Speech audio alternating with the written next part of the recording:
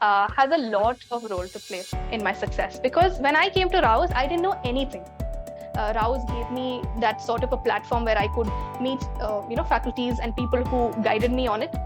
Other than that, the content that they were creating, let's say the Compass magazines and the DNS, they are highly helpful.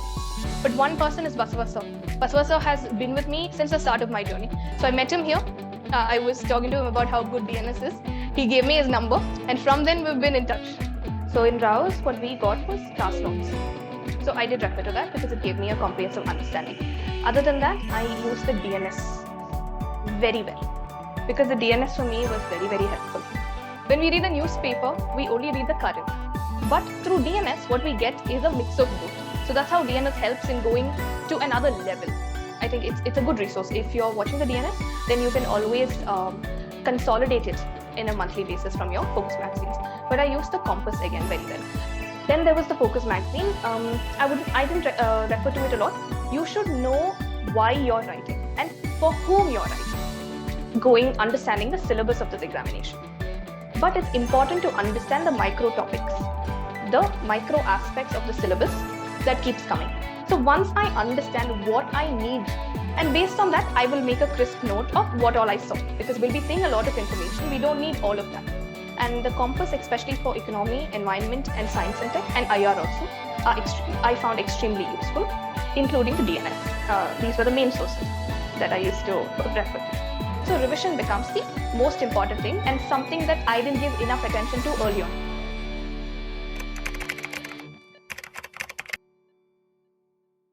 Yeah, so what is important in UPSC, there are two aspects to UPSC.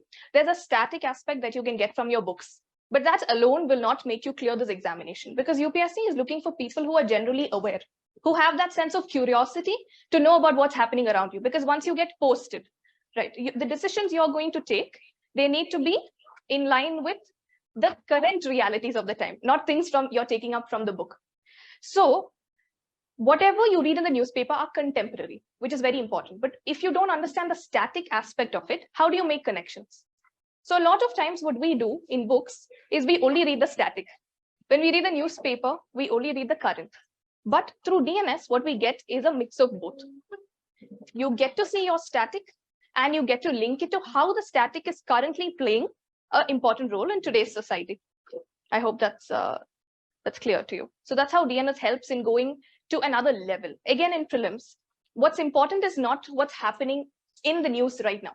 You have to go a little bit deeper. Like even when I think you talk about space missions or the Chandrayaan, right? If Chandrayaan 3 is on the way, it's not Chandrayaan 3 that they might ask about. They might ask about many other things, such as the moon missions that went before, or Chandrayaan 1, or about the payloads. So you see how they're going inside. The news might just have the keyword of Chandrayaan 3. But that's not what they expect you to know. They expect you to be curious. And some of that curiosity gets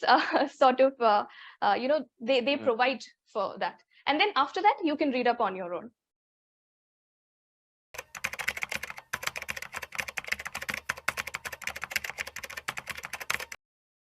First of all, in 2020, when I was giving my attempt, I was not prepared. And I knew that I would probably not make it. But I was not scared to go attempt and fail. Because see, at a lot of times we fear that, okay, if I fail, then what will people think about me? Does it mean that I have not reached the level of, everybody in the country who's writing this exam? But that's not how it works. If today you're not clearing it, it means that today you've found your boundaries, which is a bit inside the boundaries that UPSC is looking for. But tomorrow when you clear the exam, that means you've actually spread your wings and spread that boundary. And think about the kind of satisfaction you would have knowing that an exam that you couldn't clear once, you could clear in the next attempt. That shows that you've put in something, right? It's not that we're all born geniuses, right? Some of them are, and that's great, but not all of us are, right? And it's completely okay to understand your flaws, to identify that you're not great today. That doesn't mean you cannot be great tomorrow. So one thing is when you fear to fail, we always put in our boundaries, small. So for example, in school, I used to do pretty well. I used to do well in school. In college also, I used to do pretty well. So always I felt like, see, it's not that I was not failing, I have failed, but it's only when you actually have that big failure, you're like, okay, now I found my boundary. I'm happy. Now I know this is how much I can push. And then from there, you keep pushing.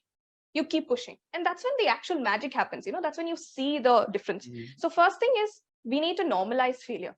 It's completely okay. Failing is only going to make you learn. So the first thing, that is why I gave my 2020 attempt. And I was very excited after 2020, because I realized that based on the guidance that I got from here and studying, that if I would have studied, I could have cleared that paper. So 2020 failing actually gave me confidence. That's the first thing. But in 22, I made a mistake. I prepared very well for GS. And I actually scored double the amount of marks I got for my 2020 attempt. So usually, that's what I said, that there are people who are really good, who actually end up getting 70 to 80 even without much preparation. Most of you would be like that. If you gave the prelims, you would have known that you'll get somewhere around 70 to 80 marks. That's the rough marks that people get. But I got 50 for my first attempt, which is also because I told you I come from a different background and I do not have that much of knowledge in the things that UPSC was testing. But in my second attempt, you know how much I got? I got 102. That's a 100% jump. And when the cutoff was lower, so in 2020, the cutoff was 90s. In 21, the cutoff was 87. And I had scored 15 marks above the cutoff. And that shows you that if you put in the work, you'll see the result. But, there's a but there. But I didn't have the bird's eye view. I was also a little narrow-minded. That's why I said, we all make our mistakes. We're all the same here. But I didn't focus as much on CSAT as I wanted to. So I can blame the system also, saying that CSAT that year was too difficult, which was also true. But I would take the blame on myself. I would say that I should have prepared for CSAT more. But I couldn't clear CSAT by not a very big margin. That again created a lot of sadness. But I couldn't clear CSAT. So that attempt, I couldn't write my mains. And that put in a lot of sorrow in my life. I was very sad because I think all of you would also relate, right? If you've done so well in one paper and then you miss out due to CSAT, and this year, if any of you have missed out due to CSAT, you'll understand my pain. But again, what do we have to do? We have to hang on, because you've never given the core of the examination. That is the mains. So I had confidence in myself and I decided that I'll wait. But that 1 year, I won't just prepare for UPSC alone. I'll also do some other activities. So I used to do a lot of other things that I liked. I started taking up a skill, which probably you will only realize after 2 years when I actually reach somewhere at that skill. It's somewhat a professional skill. So I started taking that up. And that year again, I prepared, but I didn't have the narrow mindset of looking at the exam from just the important aspects that everybody looks at. I started to look at things people don't look at. That is everything else: my health, my exercise, my sleep, my friendships, just normal mental health, and also every part of the exam: essay, GS1, GS2, GS3, the regional language. And by that, I mean it. I used to look at it from a very broad perspective, the exam from a very broad perspective. And those are the things that actually taught me a lot. So I would say, answering to your question, I would say that it's the past 2 failures that I had that taught me so much about UPSC and also a lot about life. Because when I didn't clear CSAT in my second attempt, the one thing I understood was that I was taking it for granted. I was taking CSAT for granted. And I realized what all am I in my life, what all am I taking, what all would I be taking for granted, right? In our life today, we're all very privileged, which is why we're here.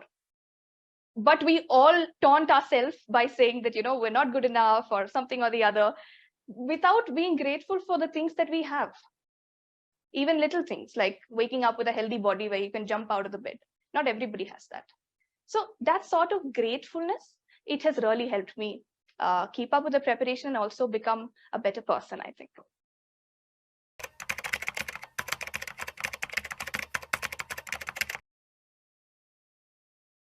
Yes, that's a very good question. Yes. Thank you for asking me that, because in UPSC, to be very honest, it's not the knowledge that matters. It's how you present your knowledge. So in the session also, what I was telling him, what I was going to do is I'll be talking about where I got the access to my resources. But it is not just the resources. It's how you get marks out of the resource. Like, how do you convert the knowledge that you have into marks that UPSC will reward, which will in turn give you the job that you want, right? At the end of the day, all of us are here, yes, one, for acquiring knowledge, definitely. But for that, we don't have to write the examination.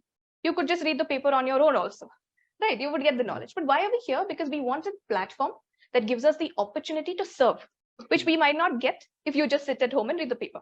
So for that, you need to know exactly how to convert the knowledge into quantifiable results. And for that, answer writing becomes very important. And for me, I would talk about answer writing in two different words. One is articulating yourself properly, whether that be written or spoken. Or so you have to be able to articulate yourself.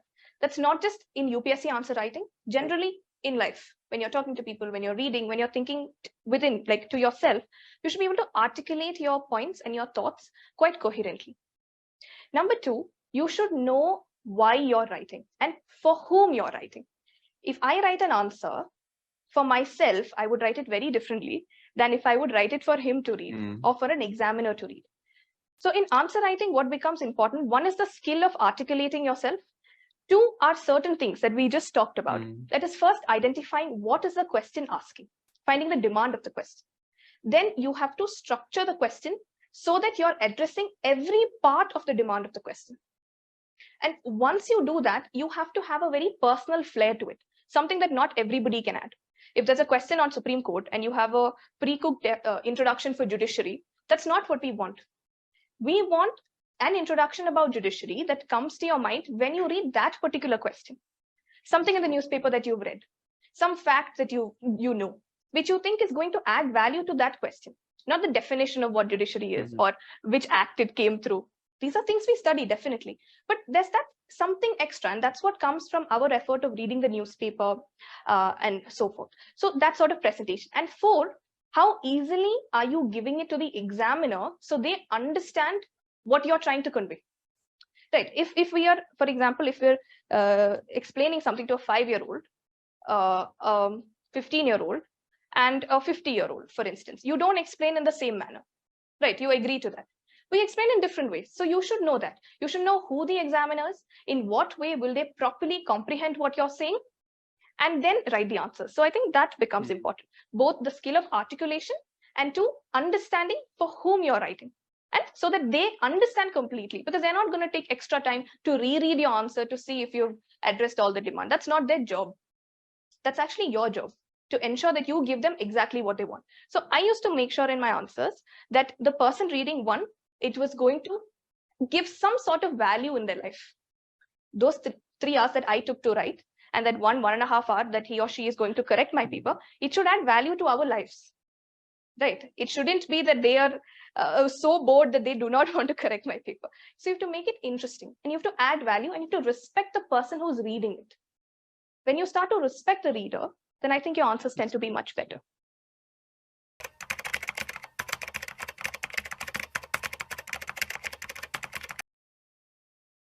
So the first thing I would say is understanding the syllabus of this examination. So once you understand the syllabus, so everywhere they will be teaching you subject wise, right? Here, economy, we go through it. But it's important to understand the micro topics, the micro aspects of the syllabus that keeps coming. So what I did was, first I went through the syllabus and I knew that these are the topics that are important. So first I identified it. Second, I went through the previous year questions. So from there, I understand, based on the topics, what kind of questions are they asking? Are they asking me to evaluate something? Are they asking me to, explain it, critically analyze it, etc.? So once I understand what I need, right, then these sources start to play a more important role. But that's the first thing. Before the sources, you need to know what is it that you should be knowing. Then you take up, like you said, the sources, the resources that you get at Rouse. And apart from that, I read the newspaper. Apart from that, I think what matters is, for each of the syllabus heading, right, or for each of the topics that keep recurrently coming, you have to have some sort of pointers for yourself. So that you get from n number of sources. So I used to refer to a lot of sources. I'm not a textbook person, so I watch a lot of videos on YouTube. So any topic that comes up, anything, I used to just put it on YouTube and watch a couple of videos on it. So then I get a sort of comprehensive understanding. Okay, this is the topic about. And then I used to look at the syllabus and the previous year questions. And based on that, I will make a crisp note of what all I saw, because we'll be seeing a lot of information. We don't need all of that. We need to specifically take up what we will be able to reproduce in the examination. So that's what I did. Again, answering the question, the resources that I used was Rouse. After Rouse, the standard books, that's the NCERTs, which I think everybody focuses on.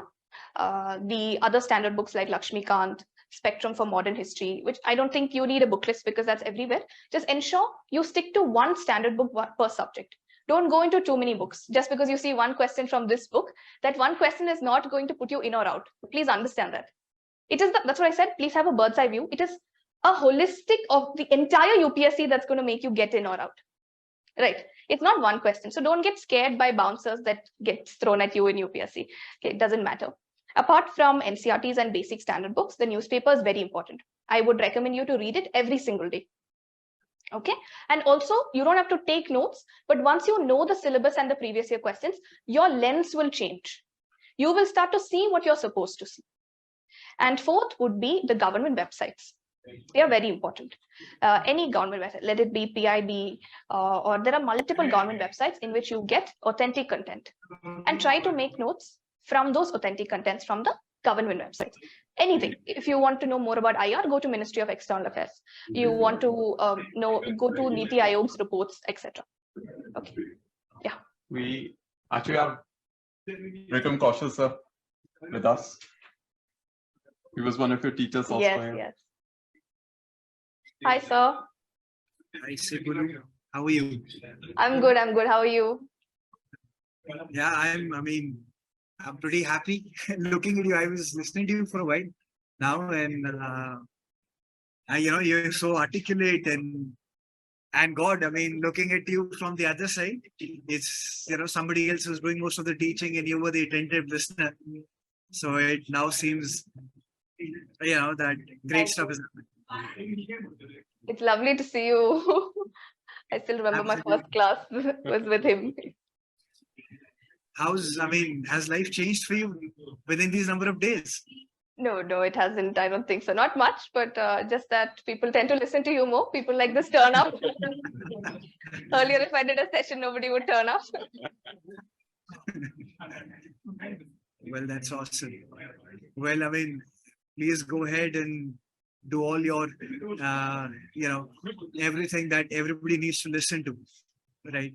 Congratulations, Sibulu. Take care. Thank you, sir. Any other questions from? No, I'll just go a bit in depth into Rao's material also, specifically. So in Rao's, what we got was class notes. So I did refer to that because it gave me a comprehensive understanding. Other than that, I used the DNS very well, because the DNS for me was very, very helpful. That's what I said. For people who don't understand the newspaper properly, it's helpful, but it's not a forever thing that you need to do. For the initial phases, you just need to refer to it, and then you realize how to read the paper on your own. That's what I call the lens, right? And that's what experience gives you. So now probably if I'm reading, I wouldn't need the DNS. I would get it out right from the newspaper. So that sort of skill was important.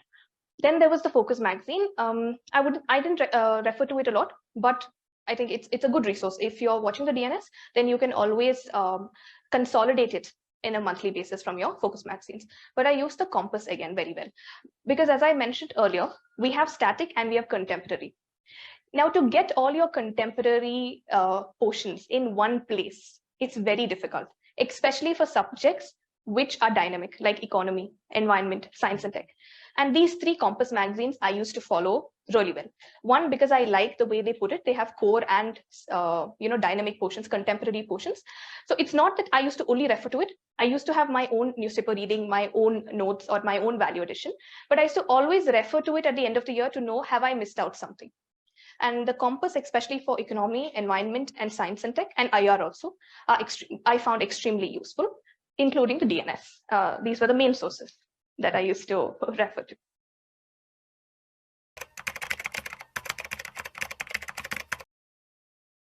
Okay, so the first question with respect to strategy. Now that's going to be a very long session if I go through strategy for every subject.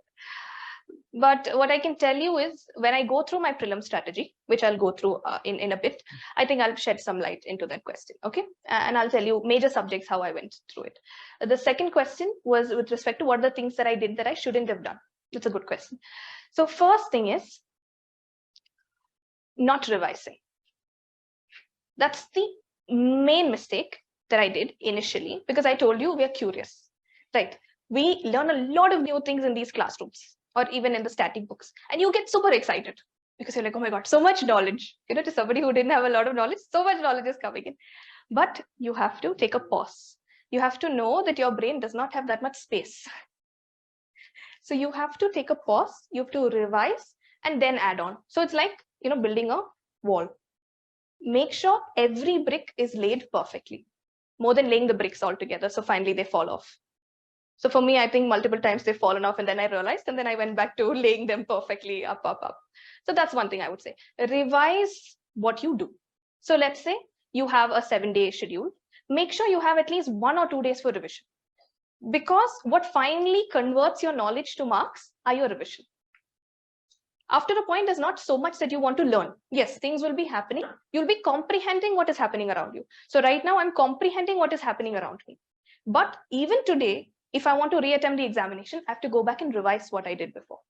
So revision becomes the most important thing and something that I didn't give enough attention to early on. But please give attention to it.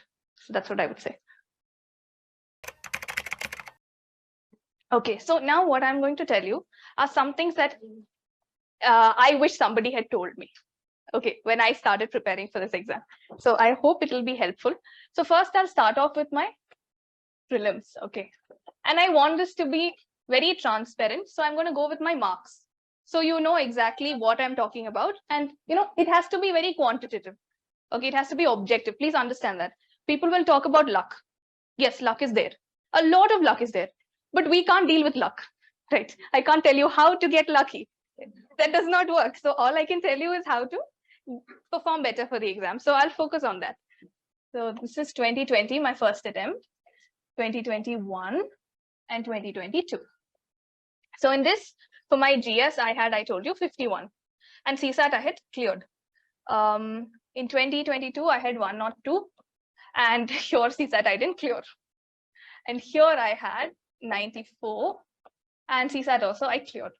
So what I want to talk about here is how did this jump happen and how did this happen? Yeah, you will be surprised why did the score go down? That's why I said because prelims is not that important. So it doesn't matter. I'll tell you why. And I'll tell you the different strategies. So here I was following the knowledge strategy because I was also a newbie. Right. I thought UPSC is all about knowledge and people who study the most clear UPSC. Right. That's what all of you also think, right? Yes or no? Yes. Yeah. Okay, good. I'm not alone. So to the knowledge aspect, it's good. You need it. This is going to help you in your mains. That helped me in my mains. But here is when you learn logic. You understand that you didn't have to learn so much. To be very honest, that prelims is all about logic. And this I realized because there were people who I knew who used to clear every preliminary examination 6 times in a row, 7 times in a row. But unfortunately, they didn't clear the mains examination, which is why they had to write prelims again and again. But there was something about prelims that allowed some people to clear prelims. That means there's something that we are not seeing. It's not knowledge. Not saying that they don't have knowledge. They have the knowledge. But probably they have their way of converting knowledge to marks happens in prelims, not in mains. But how does that happen is through logic. Okay. Okay, so that's you. This is clear, right? So this is the knowledge route and this is the logic route. How do I erase it? This one. Okay. So coming to, I think white. It's white.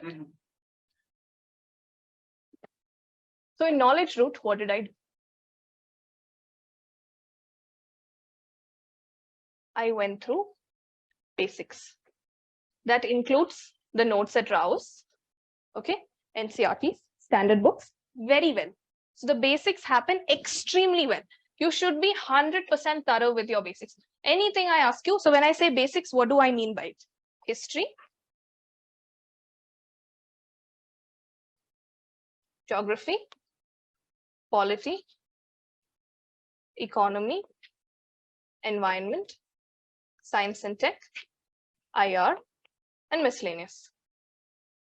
Okay, so these subjects, anything and everything related to these subjects from your static standard books, you have to know. There's no excuse. That's your job, right? If you want to clear this exam, that's the base. That's the foundation with which you build. So this is your basic things. But is this enough? No. You have to go to contemporary. Now, contemporary is not for all subjects. It's for, I would say, polity, economy, environment, science and tech, IR, and miscellaneous like government schemes and other things. So here, what do you do for contemporary?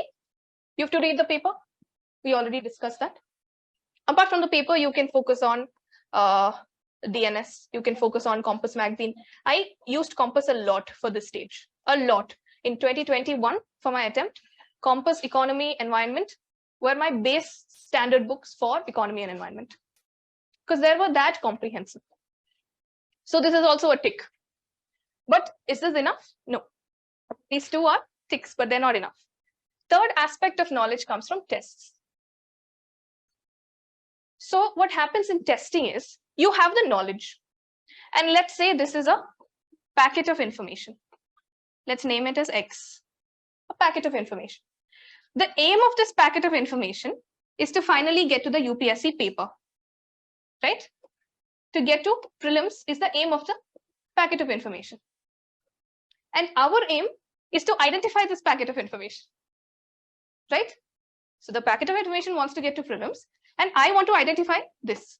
And I'm not the only one trying to identify X. There are a lot of test series which are trying to identify X. Right. So the first task, just like we clear prelims and then mains and then interview, the first task for this X is to get noted by a test series person who sets the test series. Right. That's the first task. Then because this person took it up for the test series, another test series will also take it up. Another person who sets up the exam. And like this packet of information keeps going and going. And finally, it might end up here. What I'm saying it is, understand the potential or the probability that a packet of information has to come for the exam. Not every packet of information, because we like it, will come for the examination. Right. Here we will learn a lot of things, but not all of that will end up in prelims. The packet of information should have a potential to end up for your prelims. It's difficult to identify that in the beginning, but tests identify that for you. So what you do is take this packet of information from the test, go back to your static, revise it, and make it stronger. And that's exactly what I did to make the marks go from 51 to 102. Right? So I first did what I was supposed to do. Then I went through identifying pockets of information. This you can also do from PYQs, not just tests. Okay. All I mean is questions. You understand the packets of information from questions. That's all I meant. Any test series, any previous year questions of UPSC itself. So once you identify the packet of information, it's like you have, let's say, a box full of balls. Okay. But the balls that have the chance of coming in the examination, you need to probably laminate them or give them like a cushion of deeper understanding, deeper knowledge. And that will definitely ensure that you clear your prelims. So this is the, this is the knowledge part. Now the logic part. This is something I wish somebody told me before, okay, when I started the preparation. That is, to clear the examination, what was the cutoff this year? It was 88. Right. It's a very low cutoff, to be very honest, very low. Let's say you have 100 questions, and let's say you're attempting all 100 questions. You just need to get, if you get 60 plus questions right and 40 questions wrong also, I can tell you, you'll get a net score of 100. Right? If somebody can help me with a calculator, this is 120. Can you just deduct this and tell me how much will be deducted if you get 40 questions wrong?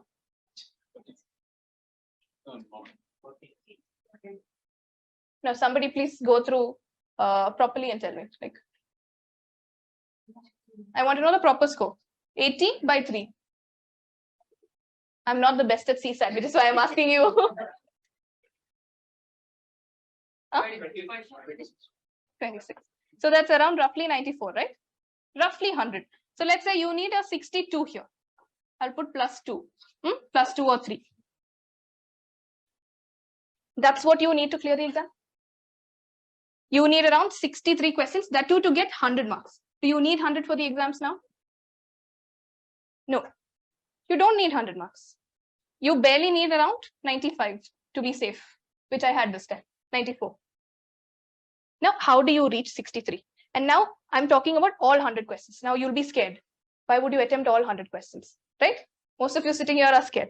That's why I'm going into this. So in the examination, 30 to 40 questions, they come from basic knowledge. Yes or no? Which I told you in the knowledge part, I had already done based on basics and contemporary, which was done. From here, these 30 to 40, can you make any question wrong? No. This has to be a 99%.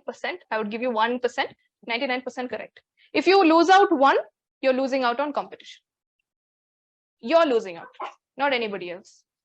You cannot compromise on these 30 questions. These 30 to 40, all of us will get. If you prepare properly and revise, all of us sitting in this room with a little bit of presence of mind and less stress during the exam will get these 30 to 40 right. Clear? Now, you identify pockets of information. I told you about the X that you had to identify. So these pockets of information that you identify, let's say you identified around, I'm giving a big number, but 5,000 pockets of information. I'm just saying, or you don't need that much, but I'm just giving a number because people usually keep the aim of doing 10,000 questions, which you don't need. But roughly you have to do around, I think 20 to 30 question papers I would really recommend. It could be previous year or it could be tests that you find. So out of this, pray to God, or even if you don't pray to God, 10 questions will come. Because I told you, you're identifying pockets of information. And if somebody thought that this has prelims potential, it means it has prelims potential. There is a high chance, and I'm telling you from experience, it will turn up. Otherwise, I wouldn't be here. Okay, so you get, how many questions have you got? 55 already. But that is if you get all questions right. Now you have 45 questions left. And this is an exam of 4 options. That means even if you take 1 option, you have 25% chances of getting it right.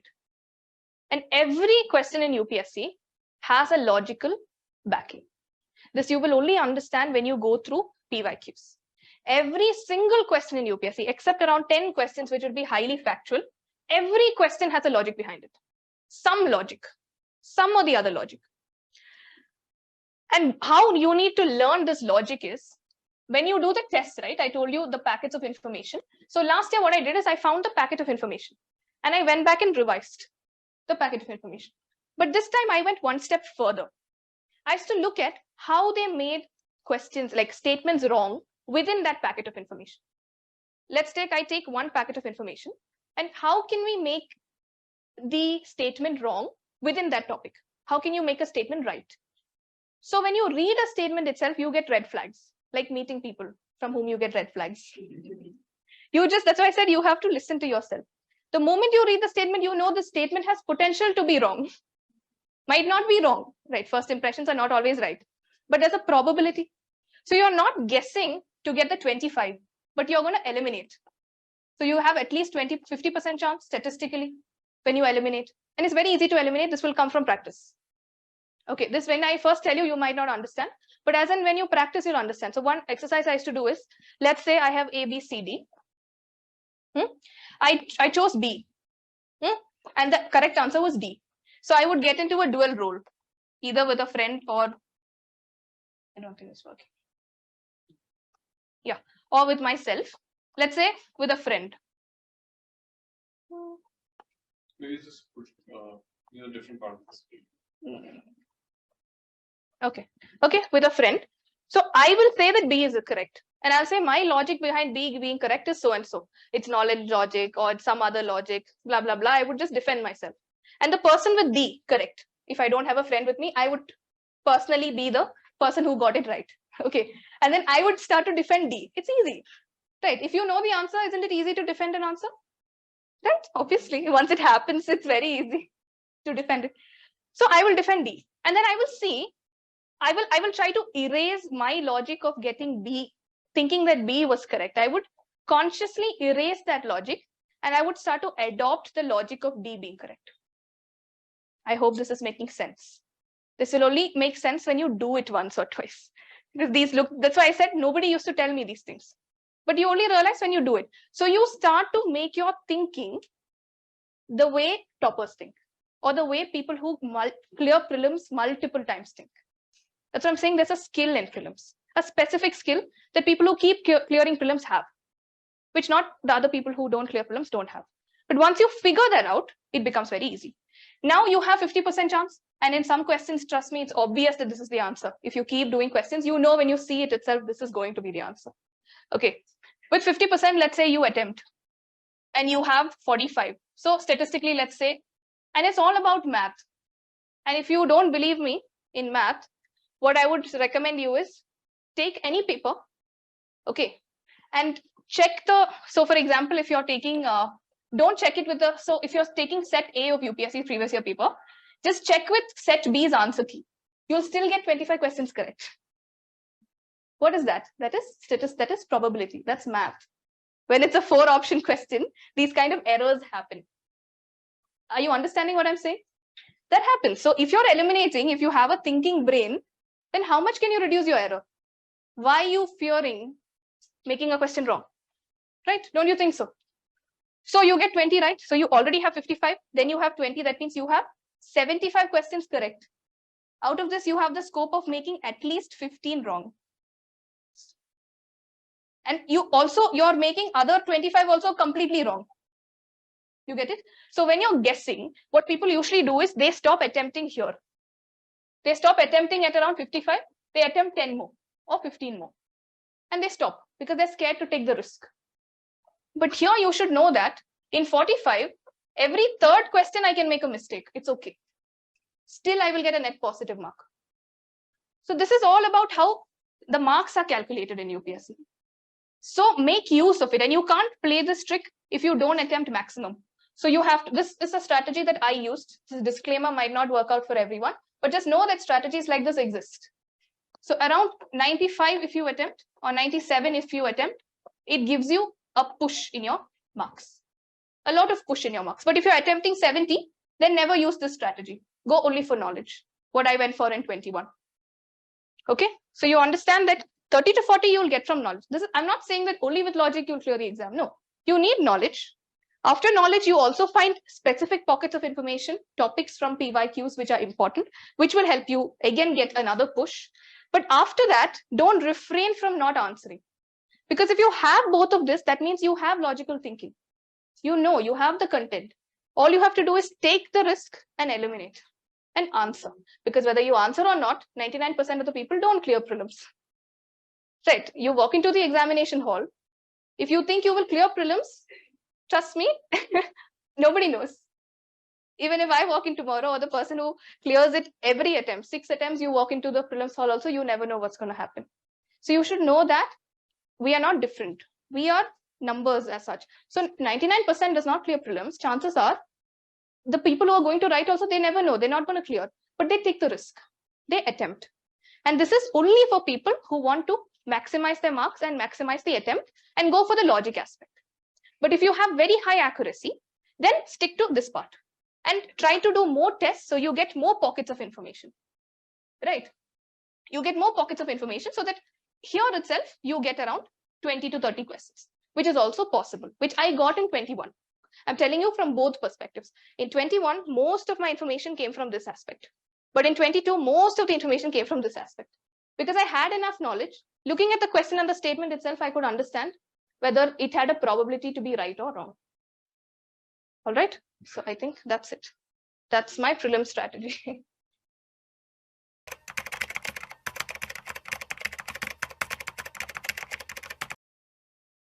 Yeah, elimination is not just like it's 1 and 2, 1 and 3. It's not like 1 is wrong, so you cut it off. Now, that is there. That is one type of elimination, which is very basic level of elimination. What I'm talking about is you read a statement, okay? And then by reading the statement itself, you know that the statement is wrong. Let's say there was a statement last year for prelims that this temple was inaugurated by this president. some president's name they give.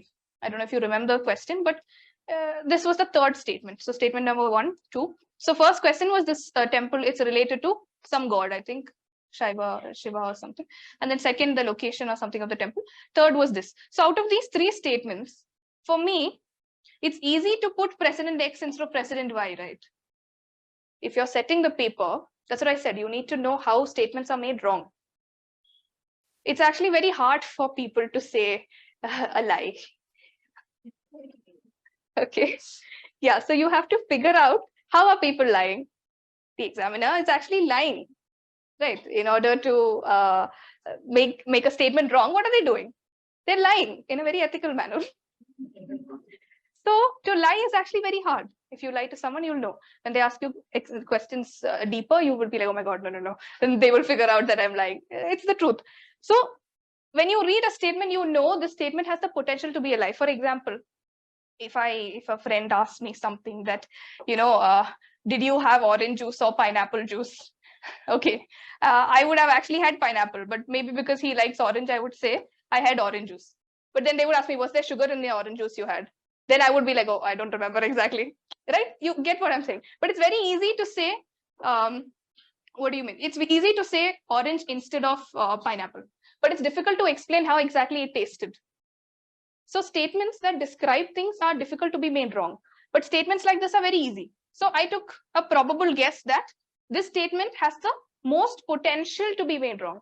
So even if they're giving 1 statement, 2 statement, 3 statement, I would know that 1 statement is wrong for sure. And also remember that, please go through the previous year questions and try to see if I'm right, that UPSC is more an exam of elimination than an exam of knowledge. Even this year's exam. Yes, this year's exam was very hard. Elimination was very difficult, but still the people who clear have already cleared. The people who keep clearing, they're clearing again. What does that mean?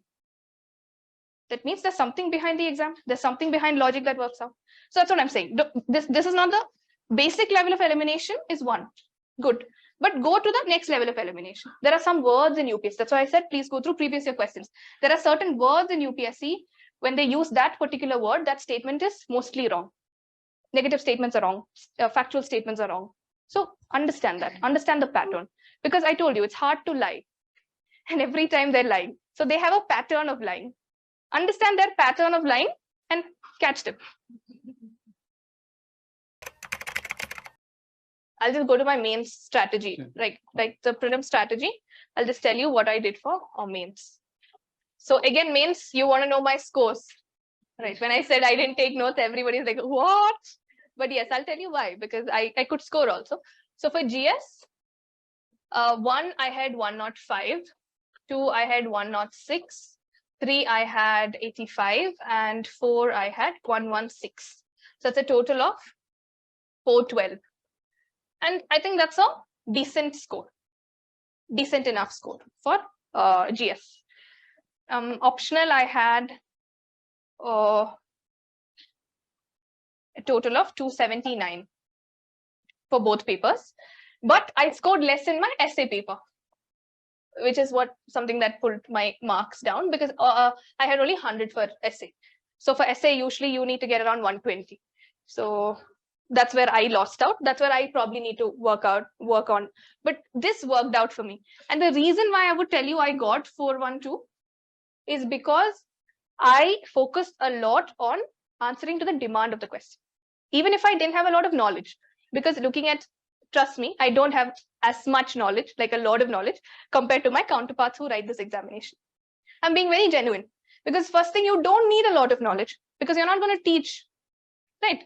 It's not like you're learning to teach every subject to somebody else. We need to have enough knowledge that we need for the exam.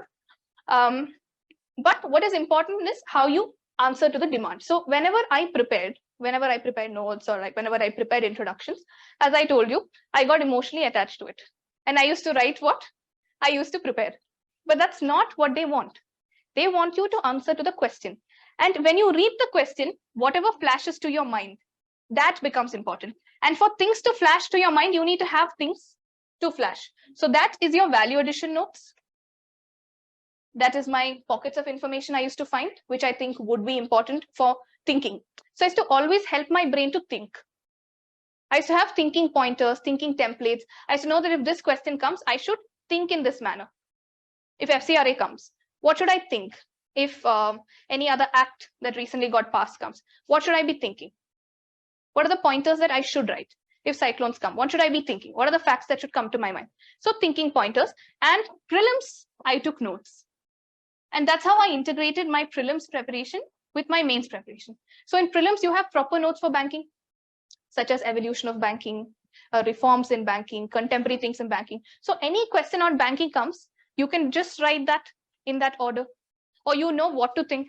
And for prelims, you revise multiple times. So you have all that inside your brain for thinking. So my prelims notes used to be my value addition for mains. And for mains, instead of making notes, I used to focus more on adding value, pockets of information, as I said. So again, it's the beads, right? I have different beads. This bead I got from prelims. This bead I got from pocket of information from a test. This bead I would have got randomly when I was sitting down and talking to a friend. Okay, but in the actual, when I read the question, if these 5 beads get lit up in my brain, I will use them in the way the examiner wants me to. So if question is asking this, I would write answer using these 5 beads like this. Or based on the question, if the beads need to be used like this, I'll use it like this. You understand what I'm saying? Okay, so my main strategy. There are 3 things in mains. So you know my marks, right? I told you 412 in GS, 279 in optional. Both these scores are above average, but I had a below average score of my essays. So for mains, there are 3 things. There's knowledge. There's presentation. And there is time. The temporal aspect. So these are the only 3 things you need to keep in mind. For knowledge, for mains, what did I do? I read prelims from a mains perspective. So this will come only when you have gone through previous year questions and syllabus before studying for your main prelims. So then when you sit down for prelims, you know that this fact will come into my mains. Clear? There are very specific things that you learn only for prelims, like Ramsar sites or like tiger reserves. Those things you learn only for prelims, or species, which you can't really bring into mains. But everything else, it's an overlap. You just need to identify where the overlap is happening. For that, you need to understand syllabus and previous year questions. Then my pockets of information. So that's all for my knowledge. And definitely my notes. That means not the notes that I made, but random notes that you get, like from institutes, you get notes. The notes I made, like she asked during my preparation in Rouse, the class notes I made. So those also help me get the basic points. But those notes, once or twice, if you go through it, you don't have to keep going through it. You need to go through these 2. Because that's what I'm saying. If I ask you a random question about the issues faced by, the issues faced by, I don't know, anything that you take, if you look at issues, the issues would be the same. If you take any industry, the issues would be the same, right? There's labor issue, land issue, capital issue. It's obvious. Once you learn it, you don't have to keep learning it. But what you need is substantiate how capital is an issue, how location is an issue. You need examples for it. If heat waves are coming, you need to give data on how many heat waves came. How much is the temperature rising? If you're talking about the Arctic and the Antarctic, you need to know how many times is it, how many times is the temperature increasing faster there? It's around 6 times faster than other places. So these kind of things, others you already know. If I ask you about impact of climate change, you know ice is melting, right? Do you need to go back to your notes to know that ice is melting? But you need to have a substantiation of knowing how much ice is melting or how fast is ice melting there. Where exactly did you see the repercussions of the ice melting? We had some doomsday glacier or something. I remember reading, I'm just saying. So that's what matters there. Presentation, you have to keep writing and getting reviews from either friends or faculty. I think he was telling me about answer writing itself, and it was very comprehensive, the way he spoke about it. The demand, the structure, the introduction, the conclusion. So that really helps. You need to read your own answers also. Okay. And then you'll realize sometimes how boring the answers we write are. Like, how will somebody sit through and read 20 questions? Please don't do that to your examiner. Read your paper on your own after you write it. Sit down and try to see how can you make it more interesting. Can you put graphs? Can you, put in some diagrams? How much faster can you draw a map? How much cleaner can you draw a map? For example, all my maps had figure number. So it's a very simple thing, but it looks a lot more professional. It looks like a textbook actually. Try to improve your handwriting. Try to make it bigger. So my handwriting was very small in the beginning. So I try to make it a little bit bigger. Underline. Have proper headings. Neatly write it. Have indentations. These are little things, but they matter. They matter a lot. Okay. Yeah. And time. If you don't finish the paper, you're not going to clear the exam. Because even in this attempt, I think there were questions that I couldn't complete because it's humanly difficult. To manage quality and quantity is very difficult. So write as much as you can. If any of you here, how many are writing mains this year? Okay, only one. Okay, good. So keep writing, okay? Write as much as you can because you're competing with people from humanities background who will be used to writing long papers. That's not going to be an issue for them. So just by writing and just look at this, okay? This is something that people again don't talk about. So I have 975 marks. You know how many people have 975 marks in that list of 933 people? Is it just me with 975? And like I'm 253, right? So 252 has what? 976 and 254 has 974. Is that how it works? No, actually around 10 people have the same marks. So every little mark matters. So if you just have a 10 mark variation, you have a 100 rank variation. Correct? That's a huge thing. That's so just if you have, if you're 5 minutes faster at writing, 5 minutes faster than the person next to you, there are 7 graded papers. Take essay away. There are 6 graded papers. In 5 minutes, you can fetch 2 marks, right? Roughly 1 to 2 marks. So take it as 1 mark. Okay, 6 papers. You get 6 marks. 6 marks takes you up how many ranks? 60 ranks? That might get you to the service you want or not. Okay, so little things matter. And this is the bare minimum, the bare minimum that I'm taking. So please increase your answer writing speed and your thinking speed also. That will come with practice. Yeah, so I think that was my main strategy is quite straightforward. And if you put in your effort in mains, you will see the result in mains. In prelims, sometimes even when you put in effort, it's difficult to see the result if you don't learn the, I told you, the nature of prelims. But mains is more like any other college exam that we've written. Like engineering, you would have written humanities paper, right? Little bit. Maybe English you would have written during engineering. And if you're a humanities student, you would have written multiple papers. So that's it. It's just like any other exam. Just ensure that you focus on these 3 things and you make it interesting for the reader. And also try to increase like your understanding of topics also, which gets reflected in your answers. Actually, very informative. And very structured also.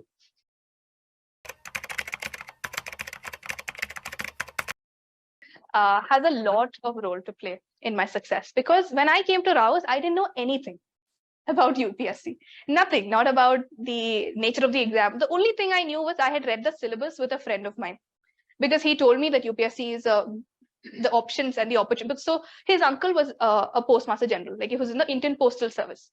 So based on the knowledge that his uncle gave him about the opportunities that UPSC gives you, we went through the syllabus and we identified that, you know, this is actually a great opportunity to learn.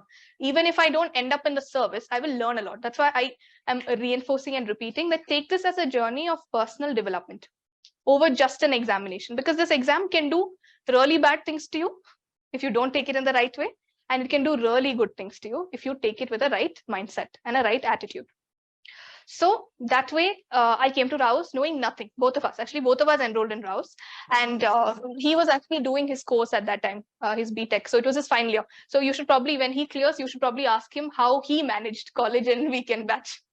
So for me, so when I came to Rouse, one, I got conceptual clarity from the people here. And I told you, these are people who already know which lens to look at information from. So that way, it was highly helpful to get an understanding, a guidance. And I come from a family of no civil servants at all. Like I'm the first individual in my family who is joining the civil services. So it's quite a big deal. Yeah, I have nobody. I mean, I had a friend whose uncle was in there, but I had not much of relationship with the friend, right? It's a different friend who I met during school and college. So for me, it's a big deal that for somebody who did not have a lot of guidance, Rouse gave me that sort of a platform where I could meet, faculties and people who guided me on it. Other than that, the content that they were creating, let's say the Compass magazines and the DNS, they are highly helpful. Because I told you we can't do everything. Like we can't go to Hindu, Indian Express, Yojana, other government websites, all of it. It takes a lot of time for one individual to do it. So why not be smart? If it's being done, refer to that and also make your call. What do you want to take? What do you not want to take? Right? So information is there for you. So that way, I think it has helped me. And also in terms of peer group also, I've made some friends from my batch. And in terms of the approach also, I think all the staff here, there's a lot of hospitality that I can see when I was preparing and also now. And in terms of guidance also, at any point of time, especially, I think I have so many names to take, so many, all of them that who came and all the others here. But one person is Basava sir. Basava sir has been with me since the start of my journey. So I met him here. I was talking to him about how good DNS is. He gave me his number, and from then we've been in touch.